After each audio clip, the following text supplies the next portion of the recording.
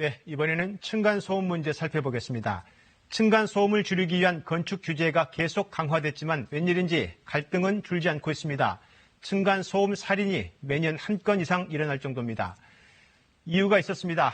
강화된 층간소음 기준이 건축 현장에선 사실상 무용지물이 된 게 감사원 감사 결과 드러났습니다. 콘크리트로 덮어버리면 바닥 구조는 아무도 모른다는 인식이 건축 현장에서 더 우선시됐습니다. 김준범 기자의 보도입니다. 묵직한 타이어로 내려치고 뾰족한 막대로 빠르게 때립니다. 아래층에선 소음 크기를 정밀 측정합니다.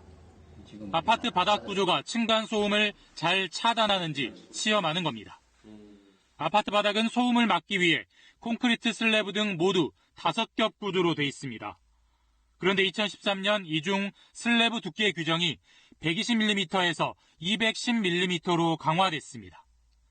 전국의 모든 아파트가 이 기준을 통과했는데 서류상 통과했습니다. 감사원이 바닥 구조를 표본 점검한 결과 아파트 60%가 최소 성능에도 미달했습니다. 성능 기준을 통과한 바닥 구조만 시공해야 하는 사전 인정 규제가 사실상 무력화된 결과입니다.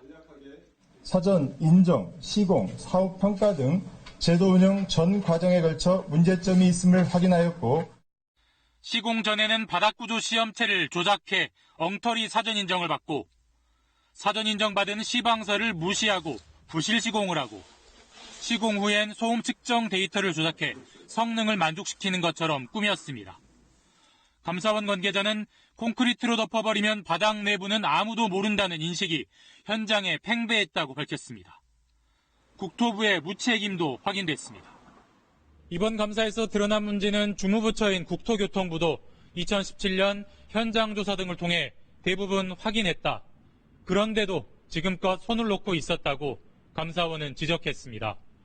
KBS 뉴스 김준범입니다. LH 한국토지주택공사와 SH 서울주택도시공사가 시공한 공공아파트와 민간아파트 등 모두 191세대를 대상으로 층간소음을 측정했습니다. 측정 결과 아파트 96%가 사전에 인정받은 차단 성능보다 실제 층간소음이 더 큰 것으로 나타났습니다. 특히 60%인 114세대는 최소 성능 기준에도 미달했습니다. 현재 인정받은 바닥 구조 154개 가운데 95%인 146개도 신뢰할 수 없었습니다.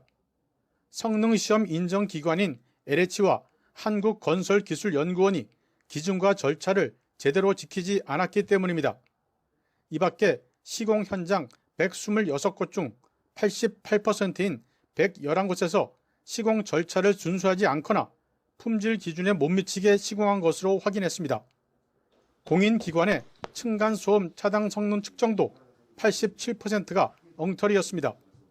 공인측정기관이 제출한 205건의 성능 측정 성적서 가운데 13%만 측정 기준을 지켰습니다. 공인측정기관은 측정 위치를 임의로 바꾸거나 데이터를 조작해 층간소음 차단 기준을 맞춰줬습니다. 아파트 층간소음 완화를 위해서 바닥 두께를 9cm 더 두껍게 하면 용적률을 5% 추가로 부여하는 등의 인센티브가 제공될 것으로 보입니다. 국토교통부는 오는 10일 전후로 발표할 예정인 주택 250만 호 플러스 알파 공급 계획에 이런 내용의 층간소음 대책을 포함시킬 계획이라고 밝혔습니다. 국토부는 신축 아파트의 경우 바닥 슬래브 두께를 현재 기준인 210mm에서 300mm로 두껍게 하면 층간소음이 현재 최소 성능 기준인 50dB에서 47dB로 낮아지는 만큼 용적률을 5%가량 높여주는 방안을 검토하고 있습니다. 아파트 층간소음 문제를 해결하기 위해 정부가 소음 차단 성능 시험 방식을 바꾸기로 했습니다. 지금은 아파트를 짓기 전에 평가하고 있지만 앞으로는 다 짓고 난 다음 소음 차단 정도를 확인하겠다는 것인데 실효성에 한계가 있다는 지적이 나옵니다. 천효정 기자가 취재했습니다. 사후에 이제 측정을 하는 것이기 때문에 건축물의 종합적인 어떤 층간소음 성능들을 확인할 수 있는 그런 제도라고 보시면 될 것 같습니다. 적용 대상은 2022년 7월부터 건설되는 30가구 이상의 공동주택으로 자치단체가 단지별로 5%의 가구를 뽑아 소음 차단 능력을 측정합니다. 문제는 소음 차단 능력이 떨어져도 시공사에 요구할 수 있는 건 보안 시공 권고 정도뿐이라는 겁니다. 게다가 이미 집이 다 지어진 뒤여서 소음 차단 능력을 높이기에는 한계가 있다는 지적도 나옵니다. 다양한 방법이 있지만 실제로 어떤 리모델링 정도의 커다란 수선 없이는 성능을 많이 이렇게 변화시키기는 사실은 쉽지 않죠. 이게 지금 어디서 나는 소리인가요?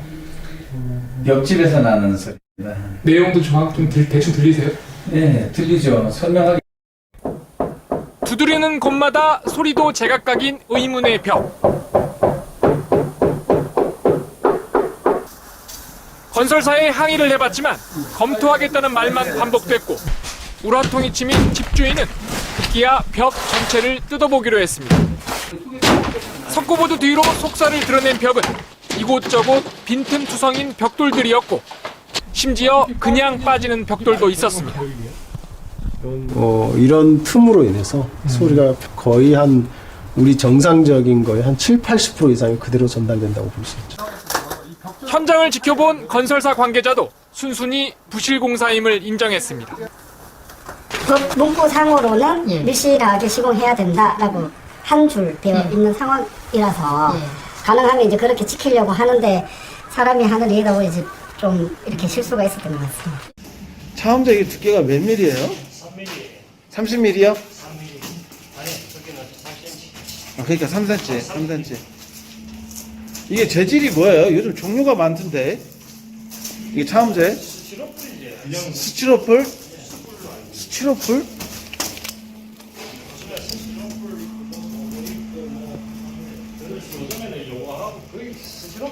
그래요? 거의 다 스티로폴이에요. 하도 막 재질 종류가 많아가지고. 이것도 위에 천마다 색깔만 다르다. 그러니까 오늘 방통 친다고 아니 폴 친다고 얘기 들었어요? 오늘요? 네. 모르겠어요. 모르는데? 오늘 취도 이게 상관없어요? 현재는 일동은 끝났잖아요. 아 일동은 다 끝났어요? 네. 일동은 다 고치고 가야지. 고치고 있어요. 160.